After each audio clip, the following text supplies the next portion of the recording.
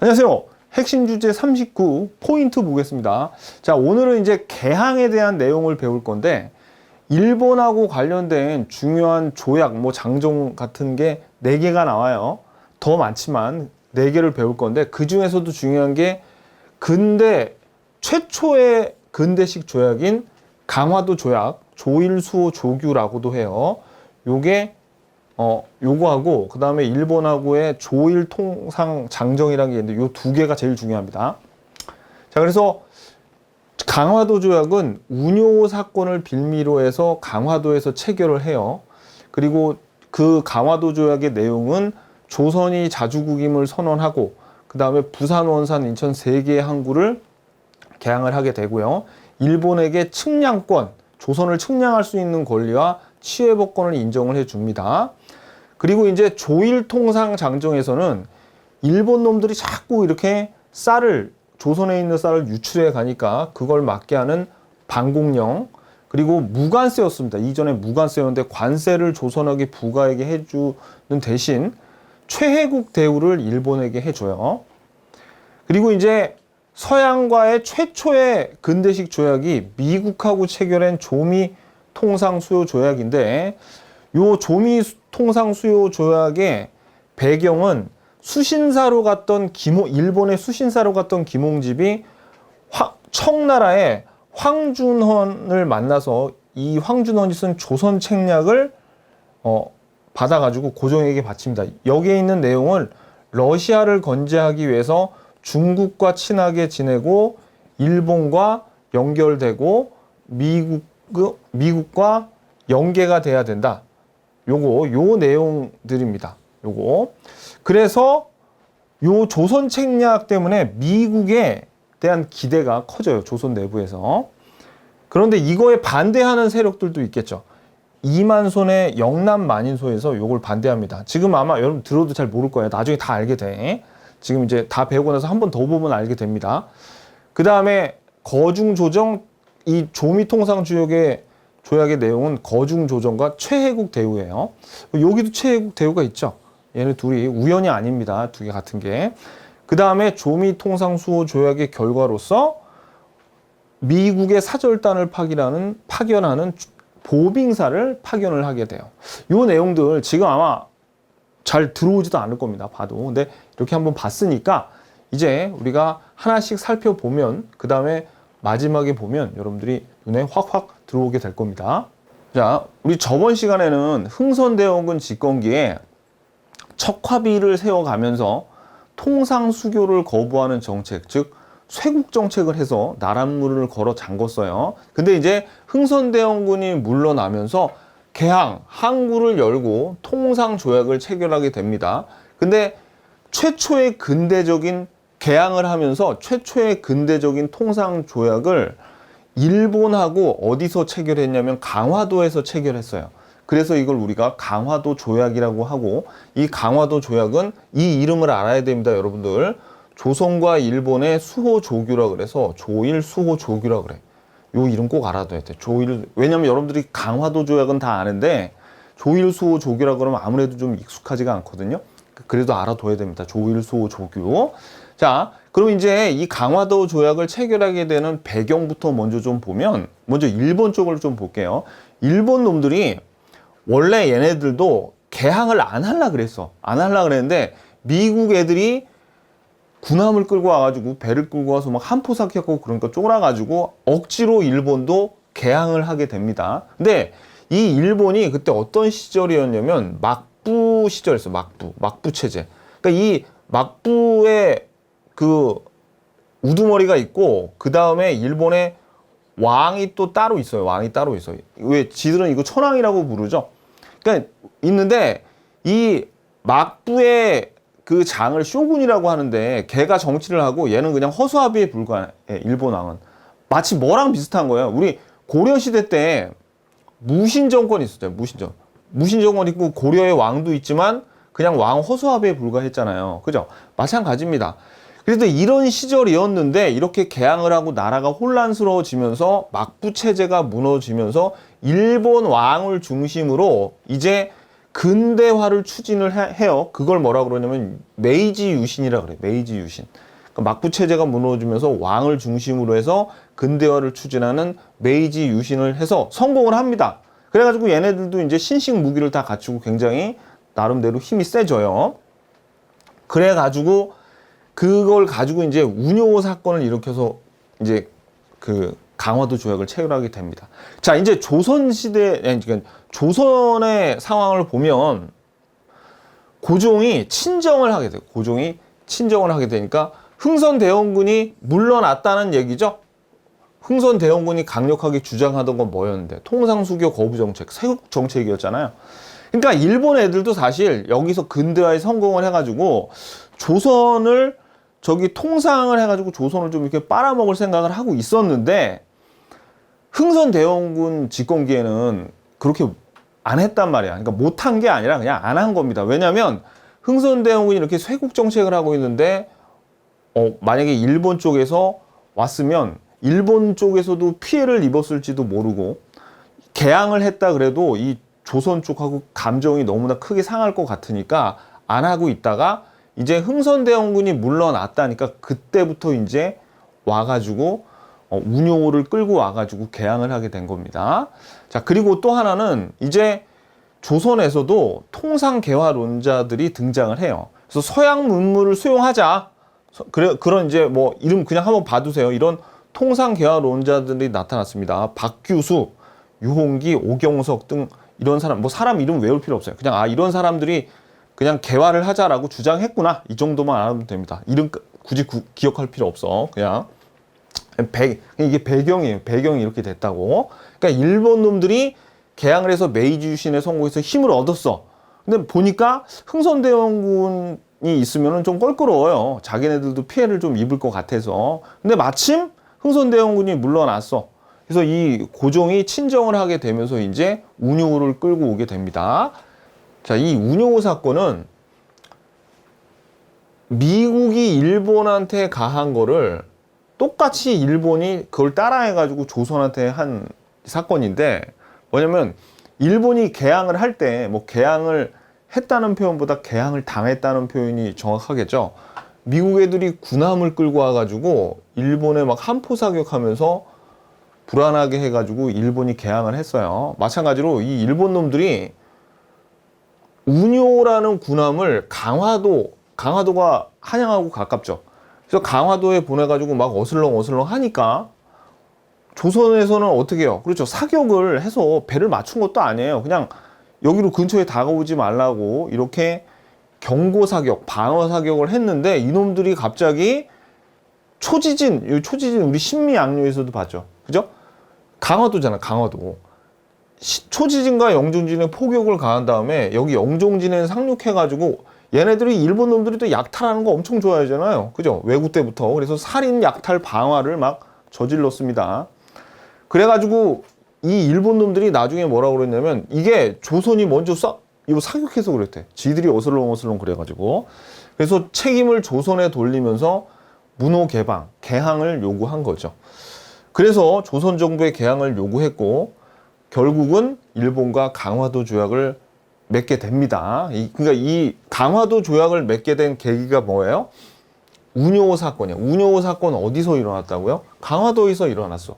그래가지고 운요호 사건이 강화도에서 일어났고 강화도에서 이제 조약을 체결하게 됩니다. 그래서 이제부터 이제 일본과 체결한 조약들이 나오게 돼요. 그래서 여러분들이 이제 강화도 조약 이름을 뭐라고 부른다고요? 조일, 수호, 조규를 체결하게 되는데 이제 우리가 이제 내용들을 쭉 볼 거예요. 일본과 체결한 조약이 많은데 중요한 것만 우리가 보자고요. 중요한 거. 근데 이름이 여러분들이 좀 기억하기 헷갈려서 자, 좀 정리를 해볼게요.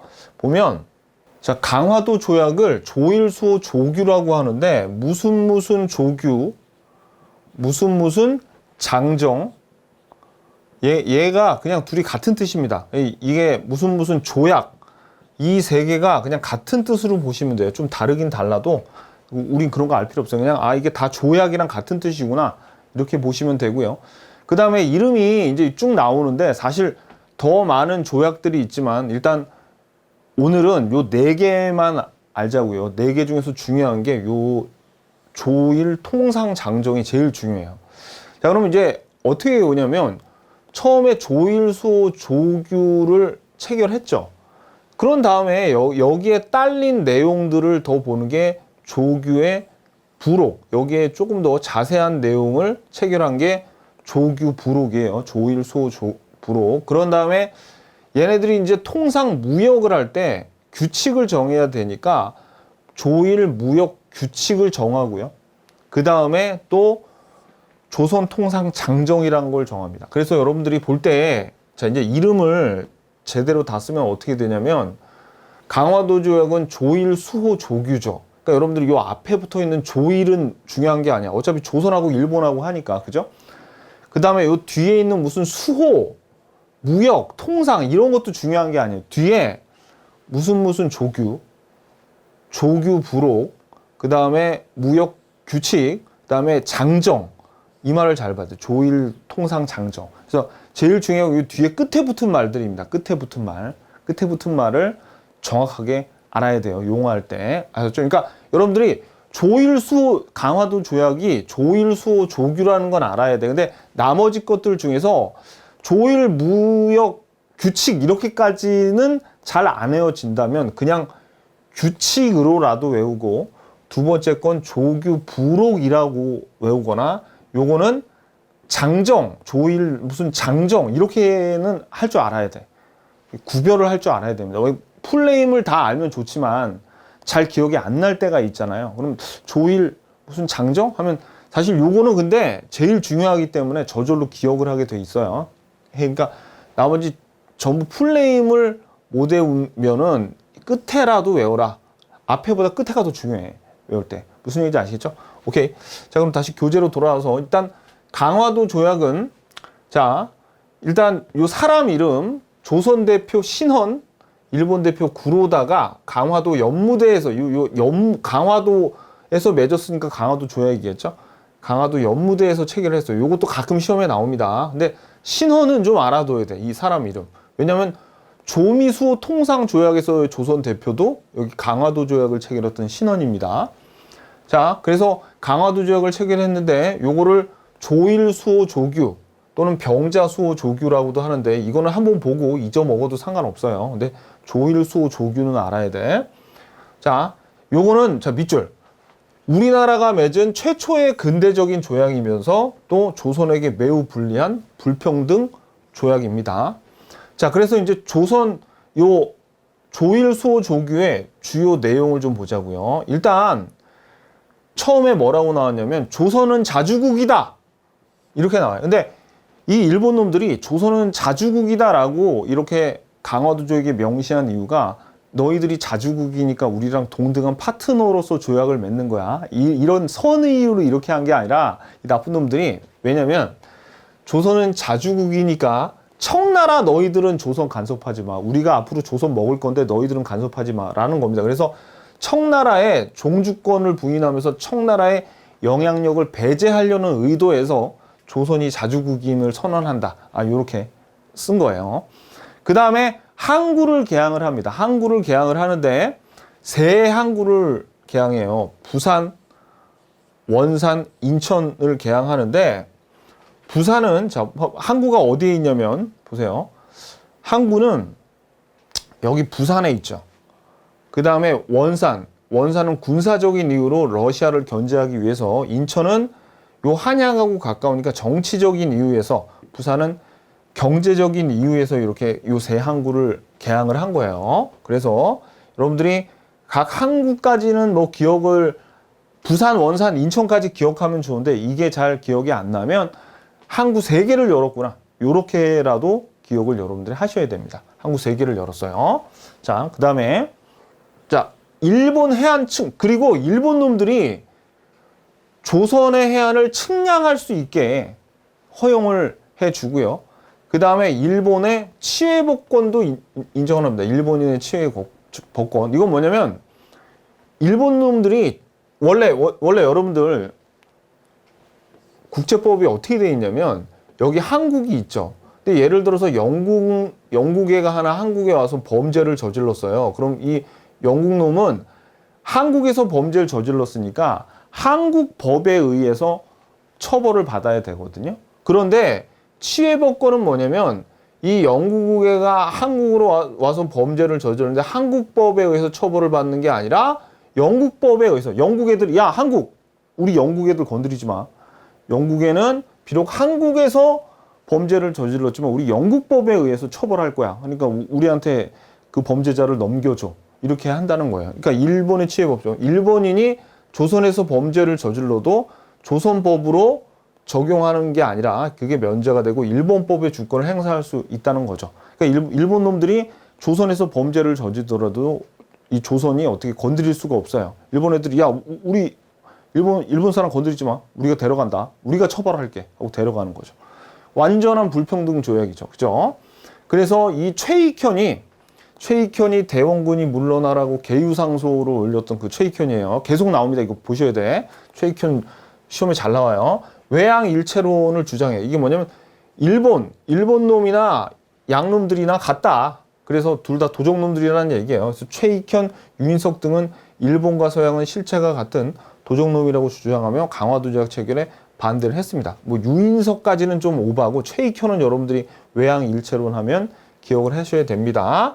자, 그래서 강화도 조약의 중요한 내용, 조선의 자주국을 선언했죠. 왜? 청나라의 영향력을 배제하기 위해서. 그 다음에 항구 3개 열었어요. 부산, 원산, 인천. 그 다음에 측량, 일본한테 측량하게 해주게 하고 치외법권도 인정을 해줬습니다. 그게 조일, 수호, 조규예요. 그런 다음에 이제 조일, 수호, 조규에 대한 더 상세한 부록을 맺고 그 다음에 규칙도 정합니다. 이제 요 2개의 내용을 볼 거예요. 자, 이제 두 번째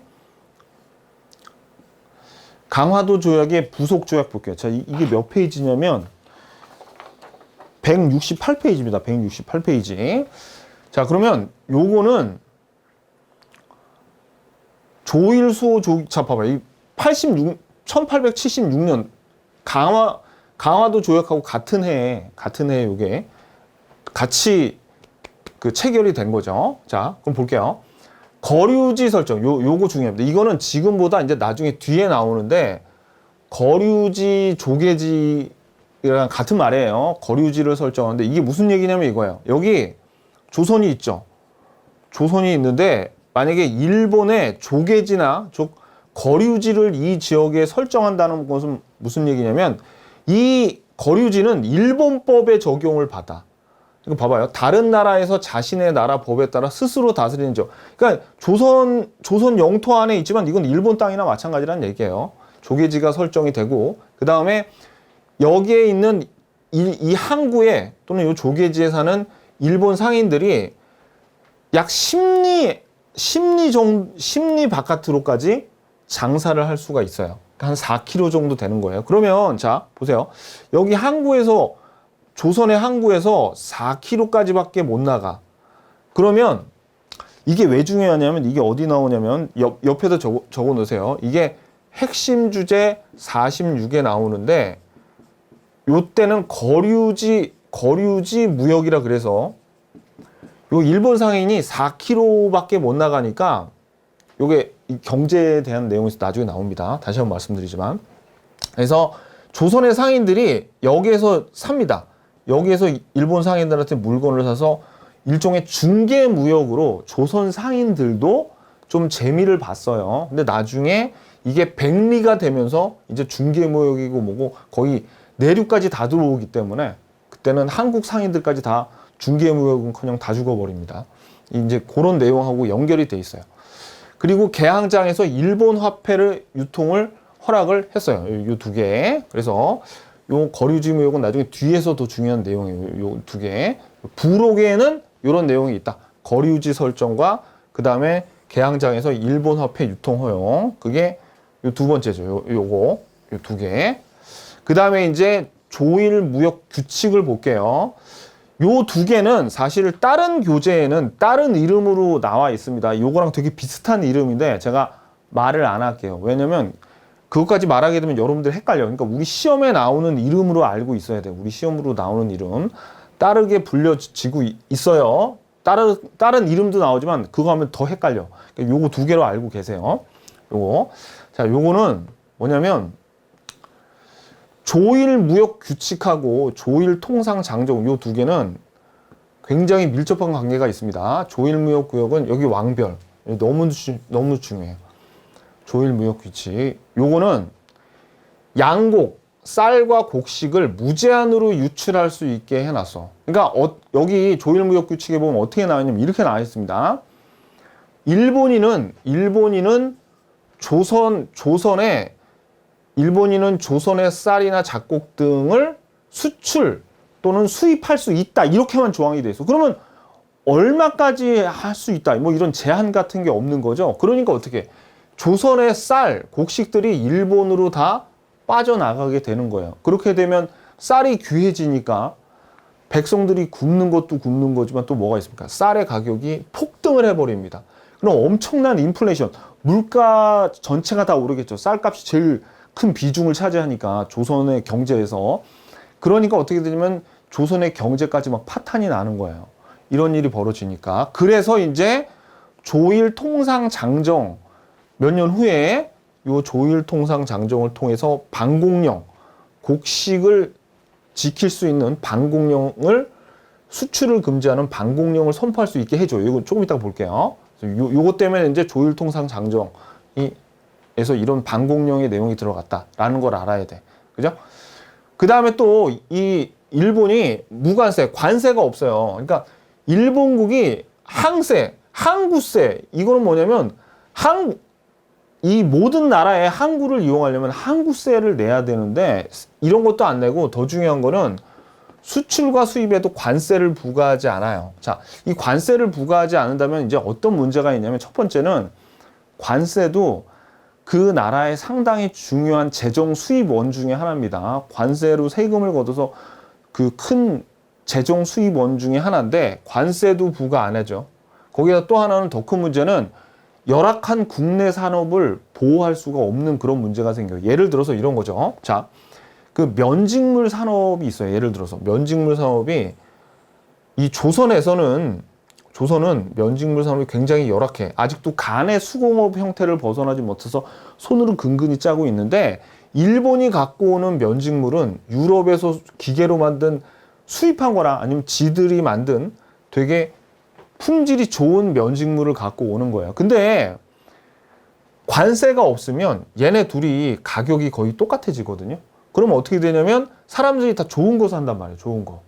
좋은 거를 사게 돼. 그러면 여러분들이 생각하기에 아니 수입해서 좋은 거 사면 뭐가 문제예요? 이렇게 생각할 수 있겠지만은 관세를 부과를 한다면 관세가 부과된 것만큼 이 수입한 면직물들은 가격이 높겠죠. 그러면 한국 면직물들도 이거보다는 상대적으로 싸니까 요것도 팔려요. 그래서 조선의 면직물 산업이 어느 정도 보호가 될 수 있는데 관세를 부과하지 않으면 얘네들이 가격 같으면 이거만 사. 그러니까 어떻게 해요? 조선의 산업이 그냥 다 망해버리는 겁니다. 그러니까 이런 이렇게 단점이 있는 거야. 그러니까 이게 엄청난 이 무관세라는 건 진짜 조선의 재정 수입도 문제지만 산업 전반을 어떻게 해요? 다 망하게 만드는 그런 요인이 될 수가 있죠. 그러니까 어떻게 해요? 요 조일 통상 장정에서 요 관세를 부과를 하게 해 줍니다. 자, 그래서 이제 자 볼게요. 여기서 조일 무역 규칙에서 양국의 무제한 유출과 요 관세가 없었죠? 근데 이제 관세를 부과할 수 있게 설정하고 최애국 대우와 그다음에 반공령이라는 게 나오는데 봐봐요. 이제 이게 진짜 중요해. 이 별표. 요 조일 통상 장정이 우리 시험에 제일 많이 나옵니다. 특히 그 중에서 뭐가 나오냐면 요 반공령. 반공령이 제일 중요해. 반공령. 이 별이 잘 안 돼 왜? 반공령. 요 반공령은 자 밑줄 그세요. 곡물의 수출을 금지하는 반공령을 선포할 수 있는 조항을 명시. 근데 이 얍삽한 일본 놈들이 또 여기다 어떤 단서를 다냐면 반공령 시행 1개월 전에 지방관이 일본 영사관한테 통보를 해줘야 돼. 그러니까 만약에 조선에 쌀이 뭐 가뭄이라던가 이제 천재지변 같은 게 있어가지고 쌀을 지금 수출하면 안 될 것 같아. 그럴 때는 수출을 금지하는 반공령을 지방관이 선포를 할 수 있는데 그 전에 한 달 전에 일주일 전도 아니고 이놈들이 한 달 전에 일본 영사관한테 통보를 하게 했어요. 그러니까 이것 때문에 나중에 또 사단이 일어난다고. 일본 놈들이 얍삽하게 이런 거를 붙여놓은 거죠. 요거. 자, 그래서 이 반공령 반드시 알아둬야 됩니다. 어때? 조일통상 장정에서 이제 이런 짓을 한 거예요. 자, 그 다음에 아까 무관세였죠. 관세를 설정을 하게 해줬어요. 그러니까 관세를 부과할 수 있게 해줬어요. 대신 일본 놈들이 요게 지금 83년인데 1882년에 조선이 미국하고 조약을 맺으면서 미국한테 최혜국 대우라는 거를 해줬거든요. 그러니까 일본 놈들이 야, 우리가 사실 이게 훨씬 더 엄청난 거야. 이 관세도 엄청난 거지만 이것도 엄청난 거거든요. 최혜국 대우를 해줘. 대신 우리가 관세 부과하게 해줄게. 라고 해준 겁니다. 그래서 요것도 별표 매우 중요해요. 조일통상장정에선 반공령, 관세 설정, 최혜국 대우를 일본에게 해줬다라는 겁니다. 그래서 일본 상품에 대한 관세를 설정했으나 자 밑줄 그세요. 일본을 최혜국으로 대우를 해줄 것을 규정했대요. 그럼 최혜국 대우란 게 뭐냐면 여기 쭉 나오죠. 자 봐봐요. 조선이 일본한테 최혜국 대우를 해준다는 게 무슨 얘기냐면 이겁니다. 여기 최혜국 대우란 통상조약을 체결한 나라가 제3국에 부여하고 있는 유리한, 자 여기 봐봐요. 제3국에 부여하고 있는 유리한 대우를 한번 끊고 최혜국 조약을 체결한 상대국에게도 부여하는 거. 이 두 개. 자 그럼 봐봐요. 일단 조선이 일본한테 무슨 대우를 해준다 그래? 최혜국 대우를 해준다 그러죠? 자 이거는 예를 들어서 한번 설명해 볼게요. 예를 들어서 만약에 이 조선하고 일본하고 어떤 무역 조건이 있어요. 근데 조선이 다른 제3국한테 요거보다 더 좋은 조건으로 얘네들이 조약을 맺죠. 그러면 일본은 그냥 다른 조약 같은 것도 맺을 필요 없이 저절로 더 좋은 조건을 받게 되는 게 최혜국 대우를 받는다는 거예요. 자, 예를 들어서 한번 설명해 볼게요. 봐봐요. 만약에 면직물을 일본이 조선에 수출을 하는데 관세를 면직물은 10%로 부과를 했다. 만약에 이렇게 쳐봐요. 그러면 만약에 나중에 조선이 미국하고 면직물에 대한 수출을 할 때 미국한테는 만약에 8% 관세로 줬잖아요. 그러면 일본이 야 미국은 왜 임마 8% 줘? 우리는 10%인데 다시 새롭게 조약을 맺어. 이럴 필요 없이 저절로 어떻게 최혜국 대우가 되니까 더 유리한 조건인 8%로 그냥 관세가 낮아지는 겁니다. 또 예를 들어서 조선이 뭐 프랑스한테 광산 개발권을 만약에 광산을 개발할 수 있는 권리를 주잖아요. 그러면 일본이 뭐 암소리 안 하더라도 우리한테도 광산 개발권을 줘야지 하고 어떻게 최혜국 대우를 해준다는 게 이런 의미예요. 무슨 얘기인지 아시겠죠?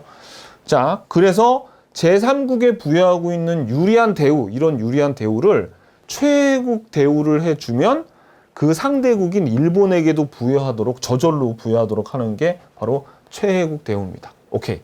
됐죠? 그래서 자 보세요. 시험에 무지하게 잘 나와요. 사실 강화도 조약의 첫 조약이란데 시험에 제일 잘 나오는 거는 얘하고 강화도 조약. 요 두 개가 중요합니다. 이 두 개가.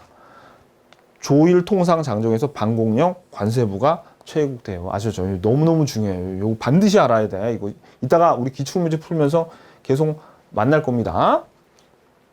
여기까지가 이제 일본하고의 조약이고요. 그 다음에 169페이지 보면 이제 서구 열강과의 조약 체결이에요. 서구 열강은 그냥 우리는 미국하고만 알면 됩니다. 왜냐하면 조미수호 통상 조약이 최초의 서구 열강, 이제 아까는 일본이고 아까 일본과는 최초의 근대적 조약이고 서양하고 최초로 누구하고 맺었냐면 조선하고 미국하고 조약을 체결을 합니다. 요거. 근데 사실 요거는 이 조미수호 통상조약은 그 배경과 결과가 중요한데 이 배경이 중요해요. 왜 조선과 미국이 이렇게 통상조약을 체결하게 됐냐면 원래 여러분 봐봐요. 두 나라가 조약을 체결하죠. 그러면 둘이 사절단을 보내야 돼. 근데 방금 우리가 일본하고 조약, 강화도 조약을 체결했잖아요. 그래서 일본에 사절단을 보냈는데 그게 수신사입니다. 수신사. 근데 2차 수신사로 갔던 김홍집 동그라미. 김홍집이 수신사로 가가지고 청나라 외교관인 황준헌을 만났어요. 근데 황준헌이 야, 지금 조선이 상당히 좀 위태로운데 내가 조선 책략이라는 책을 썼거든? 근데 이 책대로 한번 해보지 않을래? 라고 준 게 조선 책략이에요. 그럼 이 조선 책략은 어떤 내용이 돼 있냐? 자, 이거 별표 중요해요. 조선 책략, 황준헌의 조선 책략. 그 내용이 뭐냐면 러시아가 지금 남하를 하고 있으니까 조선은 어디하고 친하게 지내야 되냐면 중국과 친하게 지내고 일본과는 관계를 맺고 미국과는 연계해라. 그러니까 요 중국, 일본, 미국과 손잡고 남하하는 러시아를 견제해야 돼. 라는 그런 외교 의견서가 조선 책략입니다. 조선 책략. 자, 그래서 요런 조선 책략 책을 김홍집이 요거를 고종한테 보여줬고, 그 다음에 요게 유포가 돼가지고 어떻게 조선이, 그래, 미국에 대한 이런 기대감이 막 굉장히 커지게 된 거예요. 근데 이렇게 이 조선 책략이란 책을 보고, 그럼 이 미국하고 조약을 해야겠네. 이렇게 생각하는 사람들도 있었겠지만, 아니, 일본하고 개항을 해가지고 지금 나라가 이렇게 많이 힘들어졌는데, 이 양놈들하고도 또 어떻게 개항을 한단 말이야? 라고 하면서 따지는 사람들이 있겠죠. 그게 바로 저 밑줄 중요해요. 요거. 이만손의 영남 만인소. 이만손이라는 사람을 대표로 해서 영남의 유생들 만이니까 만 명이에요. 그러니까 수많은 유생들이 상소문을 올렸어요. 영남 만인소 꼭 알아야 돼. 자, 이거 그러니까 우리는 지금 조미수호 통상조약에 대해서 배우는데 그 원인이 되는 내용과 그게 조선 책략이고 또 여기에 대한 반대급부로서 이만손의 영남 만인손이라고 있대. 이게 중요해요. 조미수호 통상 사실 이 내용이. 그래서 이 영남 만인소 반드시 알아야 돼. 이거는 이만손과 영남 지방의 유생들이 밑줄 그세요. 영남 만인소를 올려 조선 책략을 들여온 김홍집의 처벌을 요구하고 개화에 반대하는 거예요. 그러니까 근데 이 내용도 좀 이게 무조건 그 개항에 반대하는 게 아니라 반대하는 쪽 의견도 나름대로 일리가 있어요. 뭐냐면 이런 거죠.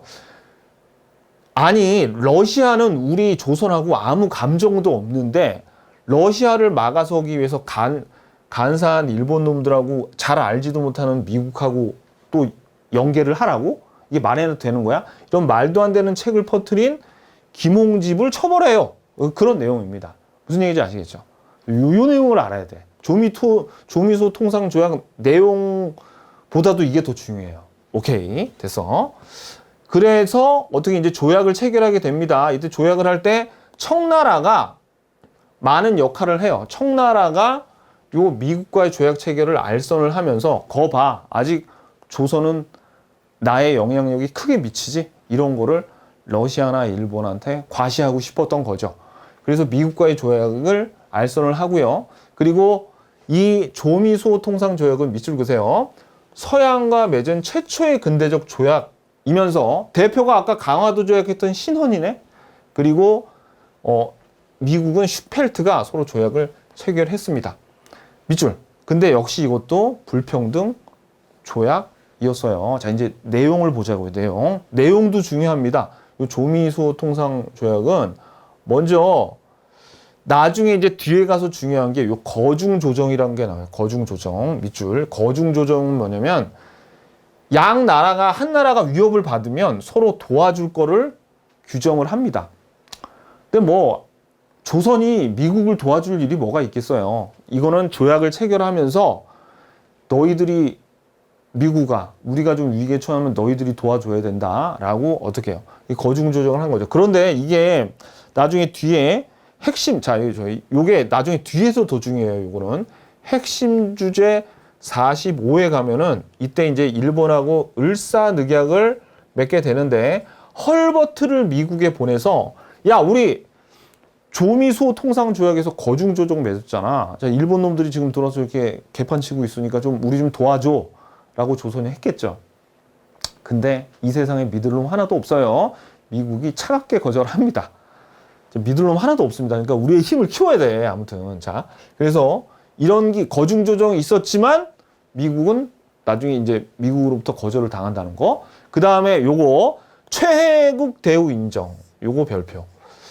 아까 조미수 통상 조약, 지금 우리 조미수 통상 조약에서 여기서 최혜국 대우를 인정했죠. 이게 82년에 자, 봐봐요. 최혜국 대우를 받았죠. 그러니까 이 일본 놈들이 83년에 요 장정, 조일 통상 장정에서 관세 부과하게 해줄 테니까 최혜국 대우 해줘. 요런 겁니다. 요 조미수 통상 조약에 영향을 받은 거예요, 이게. 오케이. 자, 그 다음에 계속 다시 돌아와서 그 다음에 여기, 그러니까 제일 중요한 거는 요거 두 개입니다. 일단 두 개. 그 다음에 미국도 치외 법권을 인정해 줬어요. 미국도. 그 다음에 미국은 근데 애들이 관세는 부과했어. 관세. 그래서 미국의 수출입 상품에 관세를 부과해서 최초로 관세를 부과하게 됩니다. 일본 놈들은 처음에 관세도 없게 그걸 했는데 미국은 관세를 부과하게 해줬어요. 내용 다 중요한데 특히 이 두 개가 중요합니다. 이 두 개. 그 다음에 결과. 이 결과도 중요해요. 결과는 아까 그 사절단을 보내야 된다. 그래서 이거 우리 다음 시간에 배울 건데 그래도 이거만 알아두세요. 이게 중요합니다. 보빙사 동그라미 별표. 그러면 우리 조선이 미국으로 보낸 사절단 이름이 뭐예요? 보빙사라는 거. 알아주세요. 보빙사. 이름 재밌죠? 이게 한번 들으면 안 잊어먹어요. 보빙사는. 그래서 이런 사람들이 갔다 왔어요. 여기서 이제 제일 중요한 건 사실 6.1준입니다. 이건 나중에 뒤에도 나와요. 미국에 파견했다. 그리고 나서 이제 영국, 독일, 러시아하고도 조약들을 다 체결을 하게 돼요. 그야말로 이제 개항하는 시기가 된 거죠. 그래서 어떻게 이 조선이 프랑스하고는 비교적 좀 늦게 조약을 체결하는데 이거는 천주교 포교 문제, 뭐 병임박해도 있었고 그랬죠. 그래서 지연이 됐습니다. 그래서 천주교 포교의 자유를 인정을 받느라고 이제 이런 문제 때문에 프랑스하고는 좀 늦게 체결이 됐습니다. 이거는 그냥 참고로 알아두시고. 자, 그래서 우리가 여기까지 봤으니까 이제 우리 포인트 보도록 할게요. 자, 강화도 조약, 조일수 조교, 운요 사건을 빌미로 해서 일어난 조약이고 거기다가 최초의 근대식 조약이죠. 그 내용은 조선이 자주국임을 선언함으로써 청나라의 영향력을 배제하려 했고요. 부산, 원산, 인천 세 항구를 개항합니다. 그리고 일본에게 조선을 측량할 수 있는 권리, 치외법권도 인정을 해주고요. 그 다음에 조일 통상 장정에서는 이전 방공령을 시행해서 그 조선의 곡식, 쌀과 곡식들이 무제한 일본으로 빠져나가는 걸 막을 수 있게 했어요. 하지만 어떤 단서가 있었습니까? 1개월 전에 일본 영사관에 통보를 해야 된다. 그런 나쁜 독소 조항이 있습니다. 나중에 이제 그게 문제가 돼요. 그 다음에 또 원래 무관세였는데 일본에게 이제 관세를 부과할 수 있게 됐지만 최혜국 대우를 일본에게 해줘야 돼요. 마치 뭐 때문에 요 영향을 받았죠. 조미 통상 수요 조약에서 미국을 최혜국 대우를 해준 것처럼 일본도 최혜국 대우를 해줘라. 이런 조항이 추가가 됐죠. 자, 그리고 조미 통상 수요 조약은 서양과 체결한 최초의 근대식 조약이고 미국과 체결을 했습니다. 근데 이거의 배경이 일본의 수신사, 2차 수신사로 갔던 김홍집이 청나라의 외교관 황준원의 조선책략이라는 책을 고종에게 바치면서 한국의 이제 조선의 유포가 되면서 미국에 대한 어떤 기대감 그런 것과 청나라의 적극적인 알선에 의해서 조미통상수호 조약이 맺어졌어요. 근데 이런 거에 반대하는 사람들도 있었죠. 그게 바로 이만손의 영남 만인소 요거에서 이 조선 책략책은 말도 안 된다. 김홍집을 처벌해라. 뭐 이런 상소를 올렸습니다. 그 다음에 조미 통상조약의 내용은 중요한 거는 이거죠. 거중 조정. 두 나라가 조선과 미국이 안 좋은 일이 있으면 서로 도와주기. 그 거중 조정. 물론 나중에 미국이 거절합니다. 최애국 대우, 미국의 최애국 대우를 해준다. 하지만 미국은 관세는 냈습니다. 취해법권도 인정을 했어요. 미국은. 그 다음에 이제 그 결과로서 미국에 보내는 사절단인 보빙사를 파견하게 됐죠. 이런 내용들, 여기 있는 내용이 제일 중요하니까 이 내용을 다시 한번 머리에 새기면서 기출문제 풀러 가자고요.